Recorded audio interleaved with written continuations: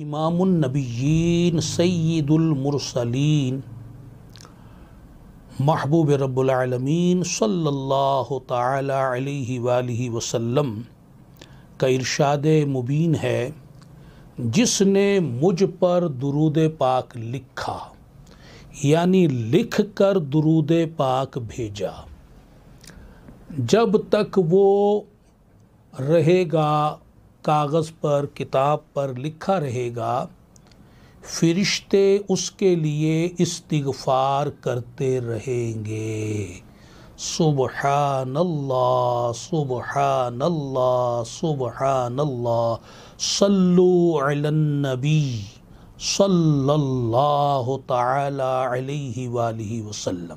اور یہاں ساتھ ہی یہ بات بھی عرض کرتا چلوں کہ جب نبی پاک صلی اللہ علیہ وسلم کا نام نامی اسم گرامی لکھا جائے تو ساتھ میں درود پاک لکھنا چاہیے، لکھنا ضروری ہے، اور علماء کرام کی ایک جماعت فرماتی ہے کہ واجب ہے۔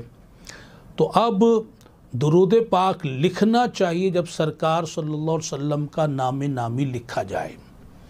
بہت سے لوگ درود پاک نہیں لکھتے، یا لکھتے ہیں تو آدھا سواد بنا دیتے ہیں یا سلعم لکھ دیتے ہیں۔ تو نہ لکھنا یا سواد لکھنا یا سلعم لکھنا یہ گناہ کی بات ہے۔ جب رسول اللہ صلی اللہ علیہ وسلم کا نام نامی آئے تو درود پاک لکھنا واجب ہے۔ اب جس نے نہیں لکھا ترک واجب کیا، یا جس نے درود کی جگہ سواد ڈال دیے، یہ تو اشارہ ہے، درود نہیں، ایک حرف ہے جس کا کوئی معنی نہیں ہے۔ اور سلعم جو ہے یہ بھی ایک بے معنی لفظ ہے، تو لہٰذا درود لکھنا واجب تھا، اور اس نے اس کی جگہ جو ہے سواد یا سلم لکھا تو واجب ادا نہ ہوا، تو وہ شخص گناہ گار ہوگا۔ تو لہٰذا دینی تحریریں ہوں اس میں بھی یہ دیکھا گیا ہے کہ درود پاک سواد ڈال دیا جاتا ہے، اور اسی طرح جب ہم خود کچھ لکھتے ہیں تو وہاں بھی ہم سے یہ کوتاہیاں ہوتی ہیں۔ اللہ تبارک و تعالی ہم پر رحم فرمائے اور درود پاک بھیجنے میں اور لکھنے میں بخل سے بچائے۔